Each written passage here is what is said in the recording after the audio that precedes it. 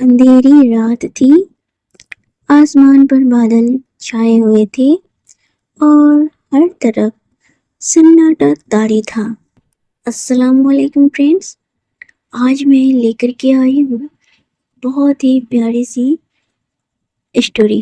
اگر اچھی لگے تو پلیز لائک شیئر کمنٹس ضرور کیجیے گا، اور فرینڈس ایک ریکویسٹ ہے کہ پلیز اگر آپ میرے چینل پہ آ گئے ہیں، میری ویڈیوز پہ آ گئے ہیں، تو پلیز بنا اسکپ کیے ہوئے بنے رہیں میرے ساتھ۔ تو چلیے میں شروع کرتی ہوں آج کی ایک پیاری سی اسٹوری کا نام ہے گھر کا چراغ، اور اسے میں نے لکھا ہے۔ اندھیری رات تھی، آسمان پر بادل چھائے ہوئے تھے اور ہر طرف سناٹا طاری تھا۔ ایک چھوٹے سے گاؤں کے کنارے پر بنا پرانا سا گھر، جو باہر سے تو خستحال نظر آتا تھا، مگر اس کے اندر ایک روشنی جگمگا رہی تھی۔ یہ روشنی کسی بلب یا چراغ کی نہ تھی، بلکہ قرآن شریف کے آیتوں کی برکتیں تھیں۔ اس گھر میں رہنے والی خاتون کا نام امینہ بی بی تھا۔ عمر کے حساب سے اگر بولا جائے تو وہ کافی بڑی تھی۔ چہرے پر جھریاں، سر پہ سفید دوپٹہ، مگر دل میں قرآن شریف سے بے پناہ محبت۔ ان کے شوہر کئی سال پہلے وفات پا چکے تھے، مطلب مر چکے تھے، اور ان کا اکلوتا بیٹا شاہ میر شہر میں نوکری کرتا تھا۔ امینہ بی بی دن کا آغاز قرآن پاک کی تلاوت سے کرتی، اور یہی معمول ان کے رات کے سونے سے پہلے کا بھی تھا۔ ان کا کہنا تھا، جس گھر میں قرآن شریف پڑھی جائے وہاں سے برکتیں جنت کی طرف راستہ لیتی ہیں۔ شاہ میر جب بھی ماں کے پاس آتا، اسے یہی نصیحت ملتی، بیٹا قرآن شریف ثواب کے لیے نہیں، بلکہ یہ تو ایک روشنی ہے۔ قرآن شریف کا پڑھنا صرف ثواب ہی نہیں، بلکہ یہ ایک روشنی ہے۔ اگر تو چاہتا ہے کہ تیرا گھر روشن ہو تو اس کتاب کو کھول اور دیکھ کیسی کیسی روشنی تجھے اپنے اندر اترتی ہوئی ملیں گی۔ شاہ میر نوجوان تھا، دنیا کی دوڑ میں مصروف، اور ماں کی باتیں اکثر سرسری سن کر آگے بڑھ جاتا۔ لیکن ایک دن قسمت نے اس کا راستہ موڑ دیا۔ شاہ میر شہر میں ایک بڑی کمپنی میں کام کرتا تھا۔ ایک دن دفتر سے واپس آتے ہوئے اس کی گاڑی کا ایکسیڈنٹ ہو جاتا ہے، اور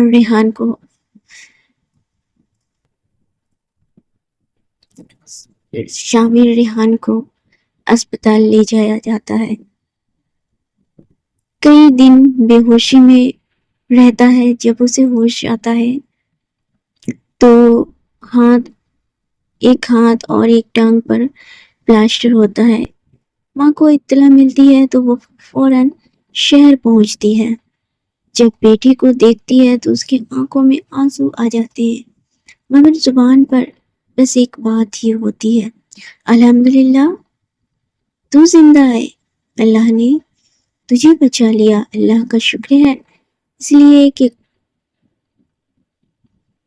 اللہ چاہتا ہے کہ تو ایمان کی طرف لوٹے، قرآن شریف پڑھے اور ثواب کمائے۔ شاہ میر خاموش رہتا ہے، مگر اس رات جب ماں نے اس کے کمرے میں بیٹھ کر سورہ یاسین کی تلاوت کی تو ایک عجیب سکون پورے کمرے میں پھیل چکا تھا۔ شاہ میر نے دل میں محسوس کیا کہ جیسے کوئی روشنی، کوئی نور اس کے زخموں کو چھو رہی ہو اور اسے سکون بخش رہی ہو۔ اگلے دن اس نے ماں سے کہا، ماں مجھے قرآن شریف لا کر دے، تو انہوں نے اسے قرآن شریف لا کر دیا۔ شامر نے پہلے صرف ترجمے کے ساتھ تلاوت شروع کی۔ آیت کو پڑھتے ہوئے وہ روتا رہا۔ تو ہمارے دلوں کی بات جانتا ہے یا رب، تو توبہ قبول کرنے والا ہے، تو مایوس نہیں کرتا۔ صرف ہر آیت دل کے زخم پر مرہم رکھتی چلی گئی۔ کچھ ہفتوں بعد جب وہ صحت یاب ہو کر گھر آیا تو اس نے اپنے دل میں سوچ لیا تھا کہ اب وہ ہر روز ایک عام مسلمان کی طرح قرآن شریف کی تلاوت کرے گا۔ یعنی ہر گھر میں الحمدللہ یہ تو خوشی کی بات ہے کہ ہمارے یہاں مسلمانوں کے یہاں ہر صبح ہر گھر میں قرآن شریف پڑھی جاتی ہے۔ کچھ ہی ایسے گھر ہیں جہاں نہیں پڑھی جاتی ہوں، شامل جیسے لڑکے ہوں جہاں، یا ایسے لڑکیاں بھی۔ خیر، اللہ ہر طرف ہر کسی کو قرآن شریف پڑھنے کی، نماز پڑھنے کی توفیق عطا فرمائے، آمین ثم آمین۔ اس نے اپنے بچوں کو بھی اس کی تعلیم دینی شروع کی، اور جب اس کی بیوی نے پوچھا کہ یہ سب کیسے ہوا تو اس نے بس اتنا کہا، ماں کہتی تھی قرآن گھر کا چراغ ہے، اور مجھے اندھیرے میں چراغ کی اہمیت تب سمجھ آئی جب میری زندگی خود اندھیرے میں ڈوب چکی تھی۔ آج کئی سال گزر چکے ہیں، شامر اب خود بھی قرآن شریف کے علم کو آگے بڑھا رہا ہے۔ اس نے اپنے علاقے میں ایک چھوٹی سی قرآن کلاس کا آغاز کیا، جہاں بچے اور بڑے قرآن شریف کو سیکھتے اور سمجھتے ہیں۔ امینہ بی بی اب اس دنیا میں تو نہیں ہے، مگر ان کی دی ہوئی تعلیم آج ہر دل کو اپنی روشنی سے جگمگا رہی ہے۔ شامر اب ہر روز قرآن شریف کی تلاوت دل سے کرتا ہے۔ ایک بار ایک بندہ اپنی زندگی سے بہت عاجز آ گیا تھا۔ اس نے شامر سے اپنی پریشانی بتائی تو اس نے بڑے ہی پیارے انداز میں اسے سمجھایا۔ قرآن شریف میں بار بار کہا گیا ہے، نا امید نہ ہو، کمزور نہ پڑو، غمگین نہ ہو، بے شک اللہ تعالیٰ ہر چیز پر قادر ہے۔ مطلب پریشانیاں ٹک کر نہیں رہتی۔